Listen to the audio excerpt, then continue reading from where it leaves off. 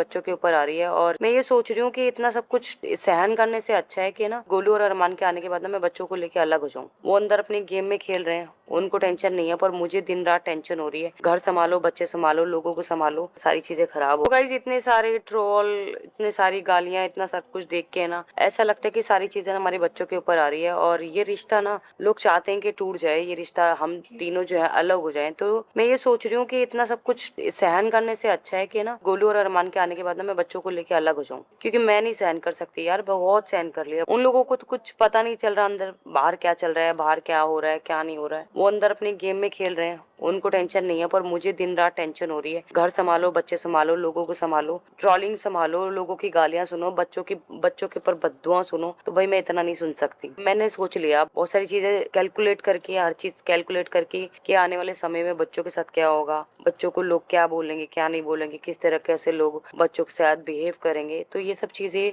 मुझे पता है नॉर्मल नहीं है, बहुत ही लोगों को समझ में नहीं आते, कॉम्प्लिकेटेड चीज है। तो मैं ये नहीं चाहती कि जो कॉम्प्लिकेशन मेरे साथ हो रही है ना वो बच्चों के साथ भी हो, चाहे वो जैद हो, चाहे वो अयान हो, चाहे वो तूबा हो, चाहे वो चीकू हो। तो इन चारों बच्चों के लिए सोचना पड़ेगा, कुछ ना कुछ जो है डिसीजन फाइनल लेना पड़ेगा। और ये फाइनल डिसीजन मैं अकेली खुद नहीं ले सकती हूँ, पर मैंने ये सोचा है कि बैठ के बात करके ना ये जो एक फैमिली बनी हुई है टूटेगी, और ये एक फैमिली से दो फैमिली बनेगी। क्योंकि लोग नहीं पसंद कर रहे, एक घर में औरतें दो नहीं अच्छी लग रही उनको, चाहे वो कितने भी प्यार से रहें, चाहे वो कितने भी अच्छे से रहें, चाहे वो पूरे घर को समेट के रखें, पर लोगों के दिल में यही आ रहा है कि नहीं होना चाहिए, ऐसा नहीं होना चाहिए। तो देखो नहीं होना चाहिए तो इस चीज पे बात की जाएगी। मैं और अरमान जी और कृतिका बैठेंगे, जो भी फाइनल डिसीजन होगा वो मैं जरूर आप लोगों को बताऊंगी। कि देखो आप लोगों के सामने कुछ नहीं छुपा, आप लोगों के सामने सारी चीजें आ चुकी हैं ऑलरेडी, और अभी नहीं आई है, 4 साल से चल रही हैं। 4 साल से आप लोग देख रहे हो कि एक आदमी की दो बीवी है। जब हमारी प्रेगनेंसी थी तब प्रेगनेंसी की जो न्यूज थी ना वो मुंबई मुंबई हर जगह तक थी, हर एक बड़ा पेज उसको छाप रहा था, तब भी ये बात थी लोगों में। पर ये जब से बिग बॉस के अंदर गए ना तब से ट्रोलिंग ज्यादा मिली है कि एक आदमी की दो बीवी। ये बात तो 4 साल से है, अभी थोड़ी आए हैं हम मार्केट में, अभी थोड़ी आए हैं। 4 साल से लोग देख रहे हैं, 4 साल से लोगों को पता है एक आदमी की दो बीवी हैं। पहले तो सिर्फ एक चीकू था, ये 3 बच्चे तो अभी पैदा हुए हैं। कोई भी बड़े पेज पे देख लो, कोई भी बड़े पेज पे, हर बड़े पेज पे आपको ये न्यूज 4 साल पहले भी देखने के लिए मिली होगी। पर अभी बिग बॉस में जाने से ना ज्यादा हाईलाइट हो गई है, और जो हाईलाइट हो गई तो लोगों का ओपिनियन क्या है कि नहीं होना चाहिए। नहीं,